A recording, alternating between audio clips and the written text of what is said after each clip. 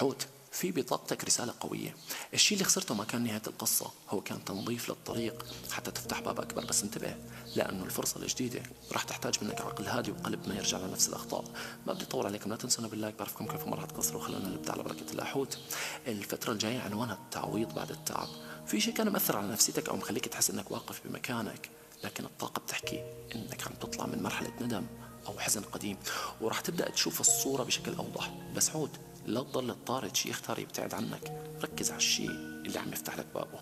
مهنيا في تغيير تدريجي عم يصير حولك، بس لا تستعجل النتائج ولا تدخل بمشروع بدون دراسة. عندك قدرة على الإبداع والابتكار، بس المشكلة إنك أحيانا بتعطي ثقتك بسرعة. وانتبه من شخص عم يحاول يستفيد من أفكارك أو جهودك بدون تقدير. حوت، نظم وقتك وخلي خطواتك محسوبة، لأنه النجاح الجاي بده صبر مو اندفاع.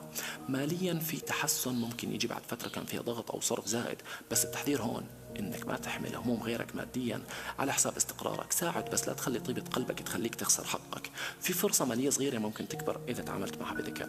صحيا جسمك عم يطلب منك اهتمام اكثر. الضغط النفسي والتفكير الزائد ممكن ينعكس على طاقتك ونومك يا حوت.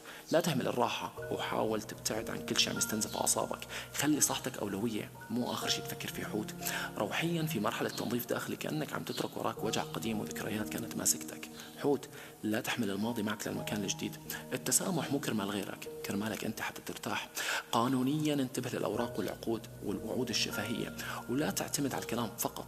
خلي كل شيء واضح ومثبت. اذا عندك موضوع معلق لا تهمله، لانه التفاصيل الصغيره هي اللي بتصنع الفرق يا حوت. السفر في طاقه حركه أو تفكير بتغيير مكان أو رحلة. السفر ممكن يكون من باب راحة أو بداية جديدة، لكن لا تتسرع بقرار كبير قبل ما تتأكد من كل التفاصيل. عاطفيا المرتبطين في مشاعر موجودة، لكن في تعب أو سوء فهم محتاج مواجهة هادئة. لا تخلوا العناد يكبر المسافة بينكم. الشخص اللي معك محتاج يسمع منك الكلام اللي مخبيه بقلبك، مو يحس فيه. المنفصلين واضح أثر علاقة قديمة أو شخص ترك بصمة قوية، لكن الطاقة بتحكي إنه الرجوع لنفس الدائرة بدون تغيير راح يعيد نفس الألم. إذا رجع شخص من الماضي اسأل نفسك، هل رجع بتغيير حقيقي أم فقط بسبب الحنين؟ العذاب في طاقة تعرف جديد، لكن لا تدخل علاقة فقط حتى تهرب من الوحدة. خليك منتبه للشخص اللي بيثبت أفعاله قبل كلامه. القادم محتاج منك قلب مفتوح وعقل حاضر. حوت، لا تحزن على باب تسكر. أحيانا الإغلاق بيكون حماية من طريق كان رح يتعب روحك. ثق إنه الشيء اللي بيناسبك رح يجيك بدون ما تخسر نفسك وانت تركض وراه.